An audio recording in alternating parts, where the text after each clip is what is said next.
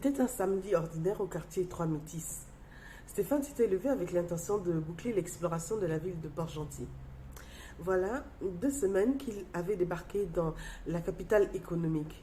2 semaines qu'il foulait le sable de la cité pétrolière avec l'intention d'en prendre possession. La bourgade était petite, rien d'égal avec Libreville. Il fit sa toilette, déjeuna debout devant la maison de son oncle. Il s'accoutumait aux ruelles ensablées, aux ripopots, à la cohorte de fous qui déambulaient partout, aux bars sans WC, à l'arrogance des pétroliers, aux femmes qui tapaient le godet au même titre que les hommes, ainsi qu'à leur appel du pied à peine masqué. Il expira en se rappelant l'entretien d'embauche à quoi il devait sa présence à l'île Mandy. Lundi prochain, 8 heures. Il était attendu au siège de la société de prestation de services SNPS. Un poste était à pourvoir au sein d'une compagnie d'exploitation pétrolière. Ils étaient nombreux à lorgner sur le job, mais alors qu'il sillonnait à présent les quartiers, il éprouvait la satisfaction de l'aventurier au pied de l'Eldorado. C'était son heure, pas de doute. La preuve par les signes. Il était dans la ville qu'il avait vu naître. Le DRH de la SNPS se prénommait Stéphane. Le rendez-vous se tenait un lundi, jour de sa naissance. La mère de son garçonnet était métisse et il logeait aux Trois-Métis. On ne pouvait faire mieux en termes de garantie surnaturelle. Chômeur depuis 5 ans, vivant de bricoles de maçonnerie, Stéphane tirait le diable par la queue. À 35 ans, célibataire, un garçon de 7 ans à charge, un père décédé et une mère diabétique, Steph se remémorait le chapelet de misère et le collier de déveine qu'il s'apprêtait à abandonner lorsqu'il pénétra le quartier Miniprix. Il effectuait des détours à tout hasard, bifurquait, contournait des sentiers, revenait sur ses pas et changeait d'itinéraire, affichant sa bonhomie ordinaire. Au bout d'une piste délimitée par des habitations en blanche, Stéphane entendit des lamentations d'un gamin, puis des vociférations qui provenaient d'une maison bornée de fleurs et de bambous. Une femme invectivait sa fille à propos du bâtard qu'elle ne pouvait pas nourrir. On entendit le fracas d'un fer qu'on éclate contre un mur, des chaises qu'on renverse et des bruits d'échauffourée. Le sentier se révéla être une impasse lorsque Stéphane parvint au bout. Il se heurta à un puits d'une profondeur impressionnante. Fasciné par la question de sa mise en œuvre, il observa l'ouvrage et tenta d'en mesurer la profondeur à vue d'œil. Cependant, à quelques mètres, la brouille familiale s'amplifiait. Au son de sa voix, le garçonnet ne cessait de gémir. Quelques voix d'hommes se firent entendre, lesquelles ne parvinrent point à apaiser les esprits. Une bouteille vola en éclats. Stéphane virevolta. La femme qui ramassait tout le monde semblait prise de furie. On n'avait guère besoin de la voir pour reprendre la mesure de son hystérie. Des bruits sourds de corps qui tombent et des cris coupés d'une bouche qu'on écrase alertèrent l'explorateur librevillois. De part et d'autre du sentier, des voisins sortaient, commentaient à voix haute ou dévisageaient l'inconnu avec malveillance. Stéphane pressa le pas pour enlever son corps quand un jeune garçon de 6 ou 7 ans surgit de la parcelle à palabres et vint se blottir contre lui. Le petit tremblait, larmoyait, bavait et lapait son rhume. Il n'était recouvert que d'un mini-short. Le garçonnet serrait son protecteur, désigné, tête levée, implorant son secours. Stéphane prit de court, consola le petit avec un évident malaise.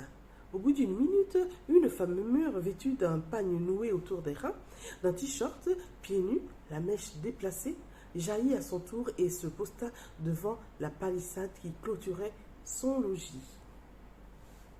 Une sexagénaire mal en point.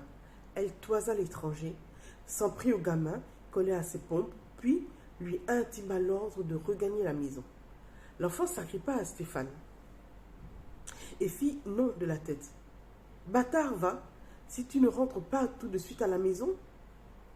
Le garçonnet éjecta. Non, je ne viens pas, je reste avec mon papa. Stéphane observa l'enfant avec étonnement.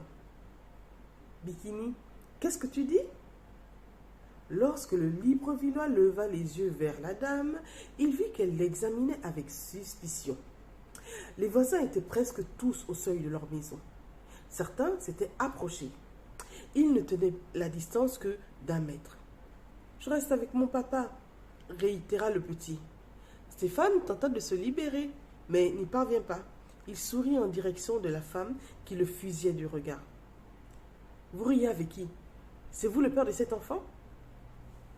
Et avant que Stéphane ait le temps de répondre, la dame sollicita des personnes en citant des noms.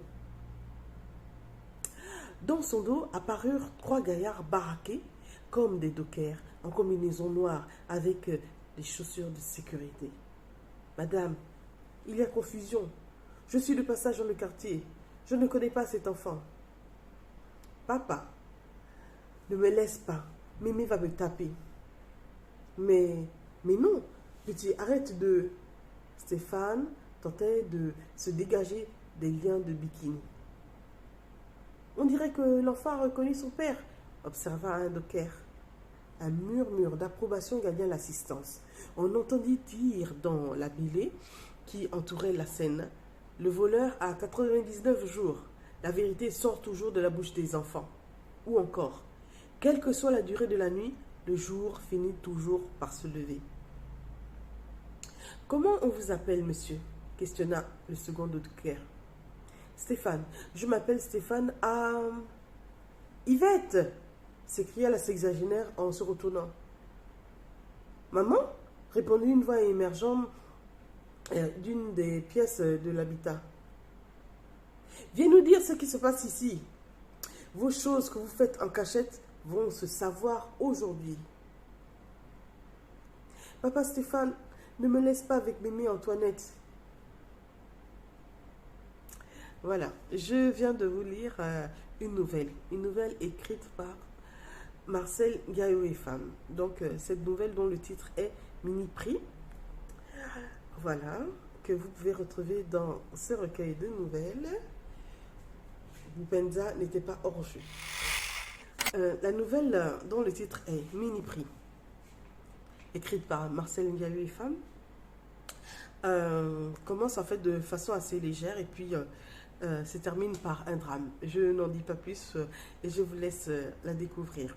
J'aime beaucoup le style de cet auteur. Voilà. Et dans cet ouvrage collectif, donc, dont le titre est Boupenza n'était pas hors jeu, donc Marcel Gaillot et Femme a écrit 3 nouvelles. 3 nouvelles que j'espère vous prendrez beaucoup de plaisir à lire.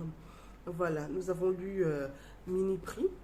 Dans Mini Prix, il est question de maltraitance envers un enfant, mais plus que ça, il est question d'abandon d'enfant et puis de l'irresponsabilité en fait d'une jeune femme, d'une jeune fille qui est tombée enceinte, a eu un enfant dont le père ne s'occupe pas, peut-être parce qu'elle-même ne connaît peut-être pas le géniteur de son enfant, donc maltraitance de l'enfant.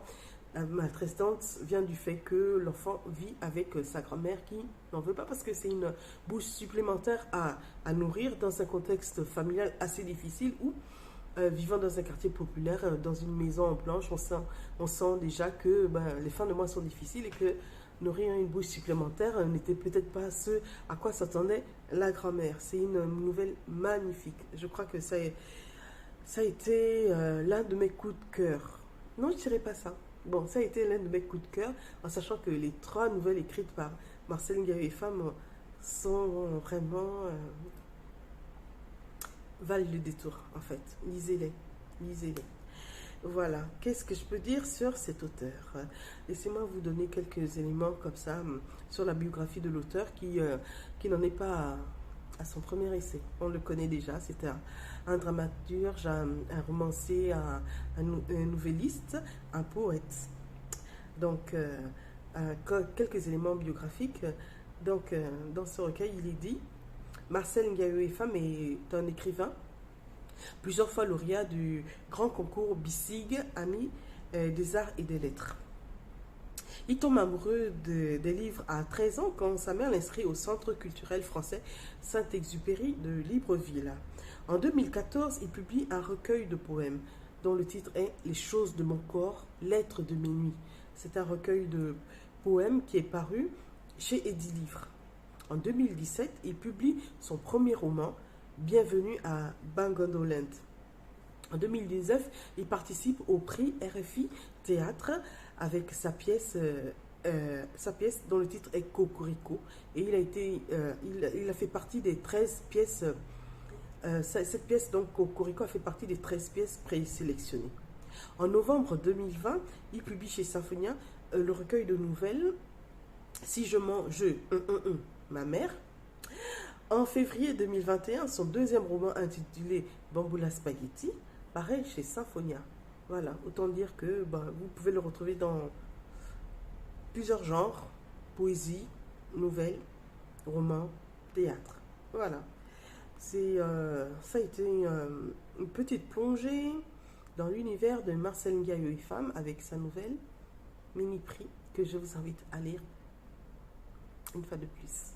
Voilà, je vous dis bye bye, à la prochaine et surtout, prenez le temps de lire pendant ces vacances. Bye bye.